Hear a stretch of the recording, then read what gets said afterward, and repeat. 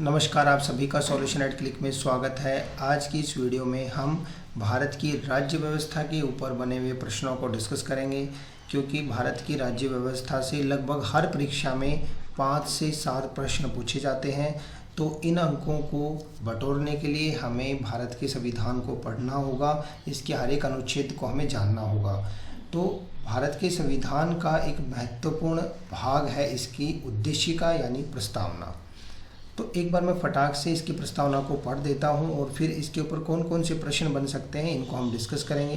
तो हम भारत के लोग भारत को एक संपूर्ण प्रभुत्व संपन्न समाजवादी पंथ निरपेक्ष लोकतंत्रात्मक गणराज्य बनाने के लिए तथा उसके समस्त नागरिकों को सामाजिक आर्थिक और राजनीतिक न्याय, विचार अभिव्यक्ति विश्वास धर्म और उपासना की स्वतंत्रता, प्रतिष्ठा और अवसर की समता प्राप्त कराने के लिए तथा उन सब में व्यक्ति की गरिमा और राष्ट्र की एकता और अखंडता सुनिश्चित करने वाली बंधुता बढ़ाने के लिए दृढ़ संकल्प होकर अपनी इस संविधान सभा में आज तारीख 26 नवंबर 1949 को एतद द्वारा इस संविधान को अंगीकृत अधिनियमित और आत्मर्पित करते हैं। तो ये तो थी भारत के संविधान की प्रस्तावना। आप में से जो भाई बहन स्टेट पीसीएस या यूपीएससी की तैयारी कर रहे हैं उनको तो ये प्रस्तावना अच्छे से रटी हुई होनी चाहिए। बाकी उन स्टूडेंट्स के लिए जो तैयारी कर रहे हैं अन्य परीक्षाओं की, उनके लिए बस कुछ महत्वपूर्ण प्रश्न इसमें से बन जाते हैं।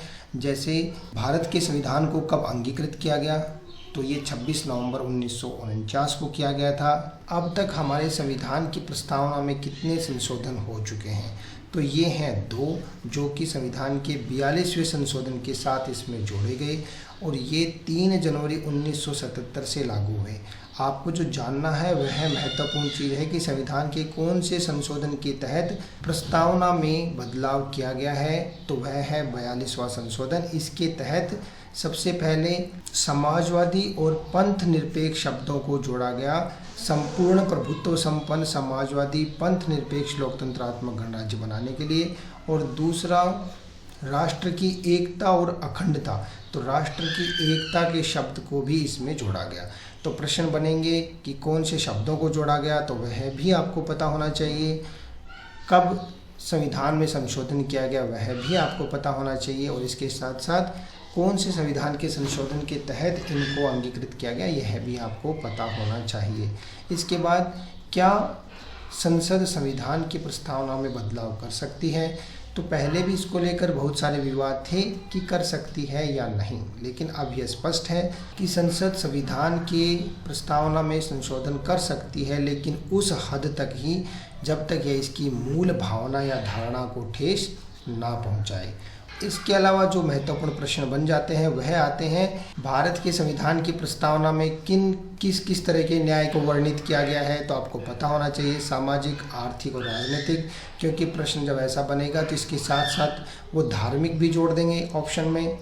तो आपको यह समझ में आना चाहिए कि न्याय है सामाजिक आर्थिक और राजनीतिक। वहीं समता का अधिकार दिलाने के लिए संविधान की प्रस्तावना में किन किन शब्दों का उल्लेख किया गया है, तो प्रतिष्ठा और अवसर के साथ साथ आपको ऑप्शन में मिलेंगे, मान लीजिए नौकरी का या आरक्षण की समता। तो ये भी आपको ध्यान में रखना है कि कौन कौन से शब्द किस किस तरह के न्याय को सुनिश्चित कराते हैं।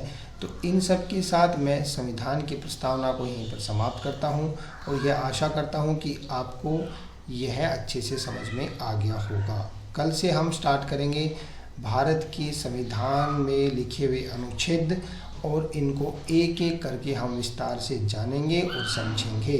तो चलिए, इसी के साथ मैं आज का वीडियो लेक्चर यहीं पर समाप्त करता हूं और आशा करता हूं आपको सॉल्यूशन एट क्लिक के इस वीडियो लेक्चर से काफ़ी कुछ जानने को मिला होगा। अगर ऐसा है तो चैनल को सब्सक्राइब लाइक जरूर कीजिए। नमस्कार, धन्यवाद। And keep subscribing, commenting and liking my videos. Thank you, bye bye.